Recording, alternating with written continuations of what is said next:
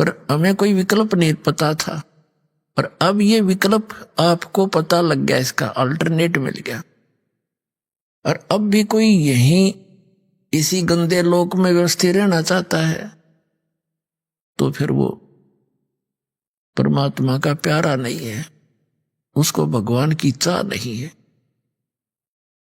ठीक है, जब तक आप यहां रहोगे, ये परमात्मा के बच्चे हैं, उसी के प्राणी हैं, चाहे परिवार में हैं या आपके पड़ोस में हैं, और यहां सब दुखी हैं।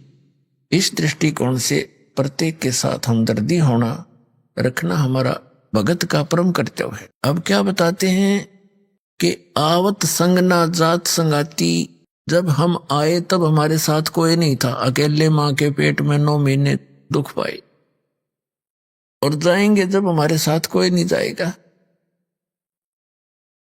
तो हम किस वस्तु को और किस व्यक्ति विशेष को अपना मानने बैठे हैं, तो यह भूल मिटानी पड़ेगी।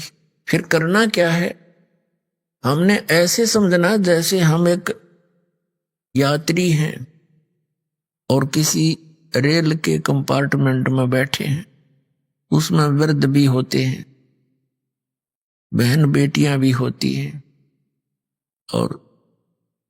और भी अन्य बालक बच्चे भी होते हैं। तो किसी को कोई तकलीफ है तो उसकी मदद करना प्रत्येक यात्री अपना कर्तव्य समझता है, हमदर्दी दिखाता है, जो नेक व्यक्ति होते हैं। और फिर जिसका जहां जहां भी स्टेशन आता जाता है वहीं उतरते चले जाते हैं। फिर उसके बाद उनसे लिंक नहीं, उनका कोई उसकी याद भी नहीं, लेकिन जब तक उसमें है वो बड़े हमदर्दी से रहते हैं, अपने से बनकर।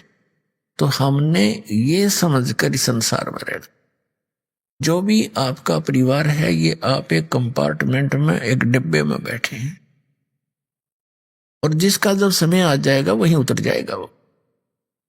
तो इसके लिए आपको ज्ञान की आवश्यकता है और साथ में इस भक्ति भजन की आवश्यकता है।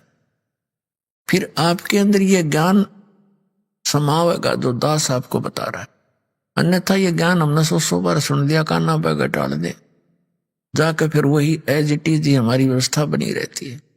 तो इस ज्ञान से और इस भगवान की भक्ति से आत्मा में एक दृढ़ता आती है। तो क्या बताते हैं परमात्मा के, क्या मांगो कुछ स्थिर ना रहाई, देखत नैन चला जग जाई, 1 लाख पूत 1.25 लाख नाती, और उस रावण के आज दीवा नबाती।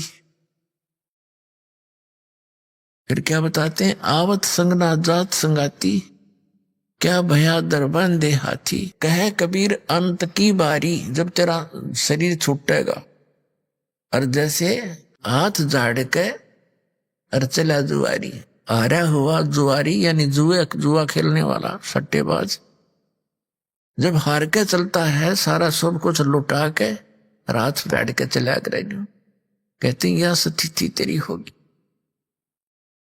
और जो अपनी नेक नीति से सतगुरु शरण में आकर भक्ति करते हैं, वो अपने पुनों की गठरी लेकर जाएंगे। तो क्या बताते हैं परमात्मा, परमात्मा प्राप्ति के लिए अर्थात सतलोक जाने के लिए, जन्म और मृत्यु का रोग कटाने के लिए हमें सबसे पहले गुरु की आवश्यकता होती है। और गुरु कैसा हो,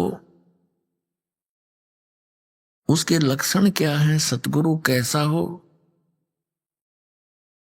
तो वो गुरु वो होता है, कहते हैं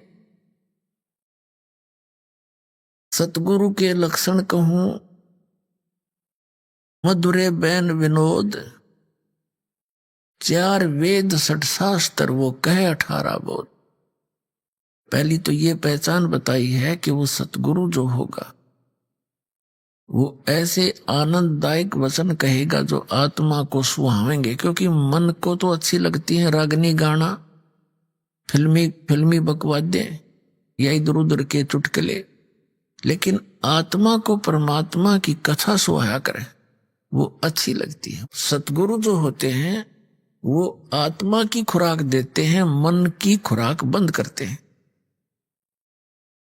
सतगुरु के लक्षण कहूं, मधुरे बैन विनोद और 4 वेद 60 शास्त्र, वो कहे 18 बोध। यानी वो सभी सदग्रंथों का ज्ञाता हो। और सतगुरु जो है विश्व में एक ही होता है, एक बार।